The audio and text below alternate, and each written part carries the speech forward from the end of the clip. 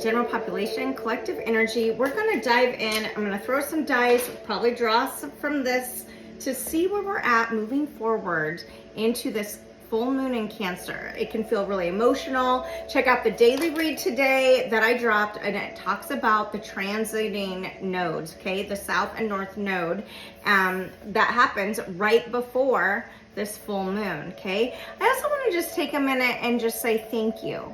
Thank you to those who schedule readings via my website, soulshine1111.com. For those of you who subscribe and follow this channel and my other platforms, the biggest family, therefore, is on Facebook with 29,000 family members there. I just am truly, truly grateful and want to wish you all a happy new year.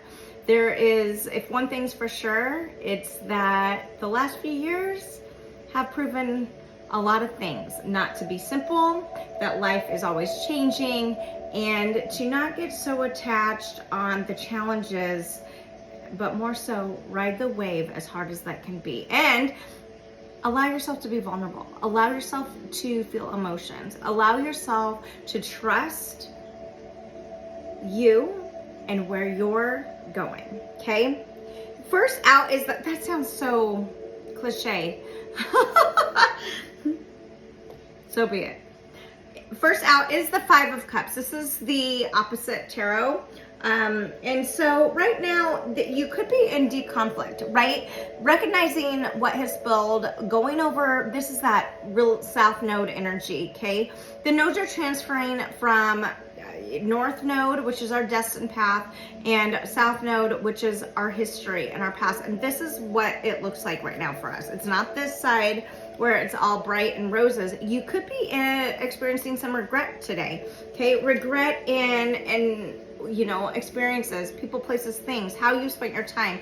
You could be re-examining your history in a way that you realize opportunities lost. Maybe it's as little as getting stuck in your head, because these nodes are moving from Aries and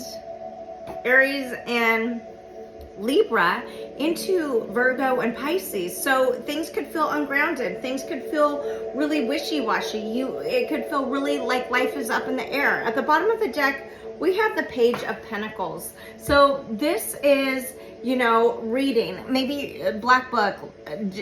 This side is really bright and cheery, and this side, it's like, okay, you could feel really in the dark about something right now, okay? Really at conflict, recognizing where you have, look at the red ribbons falling from this, okay? And the coin coming out, where there's an opportunity that may have been missed. Both of these cards it feels like are speaking the same thing, similar situations. This is though from the emotional aspect with the cups, and this is more of the abundant financial missed opportunities, things that provide abundance in some way. This is also, I want to just remind you that these reads that I do, especially the daily reads, I could go so much deeper, but for the sake of time, I don't. So if any of this is hitting home and you want to dive a lot deeper, please reach out via my website and schedule a reading, okay? So anyway, I'm gonna get a clarifier on this Five of Cups. Angels, what's this gonna be? Potential. Yeah, this feels like a missed potential.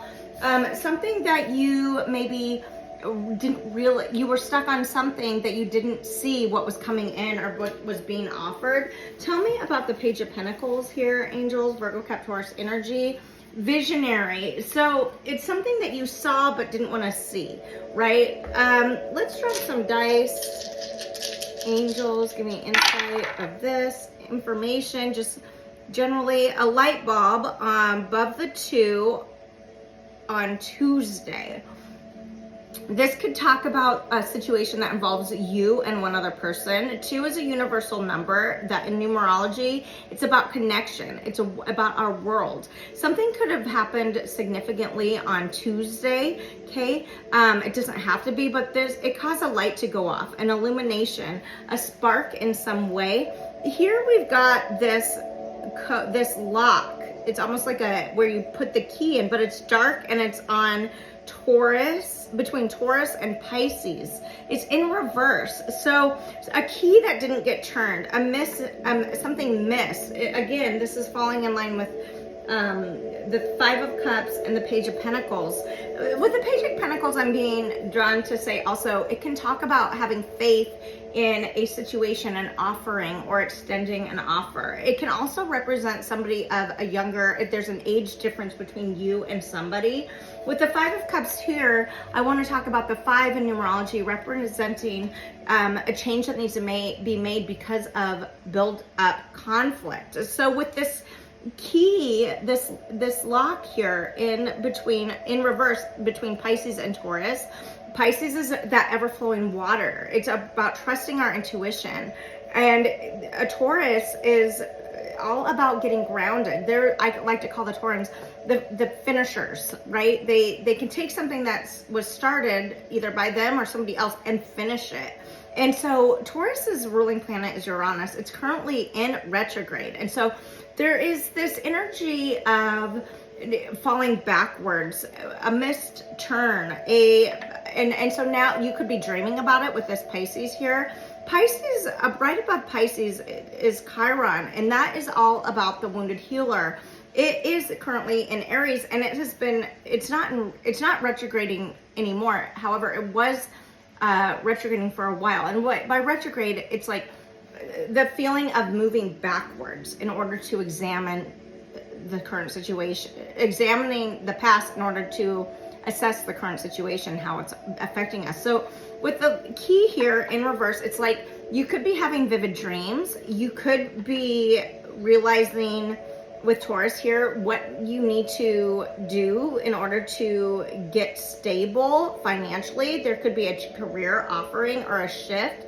Okay, here is the magnet between root and sacral chakra, and so you could be feeling pulled back to your roots, childhood, recognizing that inner child and being able to meet them in a way, sacral, that has caused that you haven't before. Maybe many of you are feeling digestion problems. Okay, maybe you are realizing that it's time, you're feeling pulled towards a situation. I want to get some insight. What could this situation be if that is the case?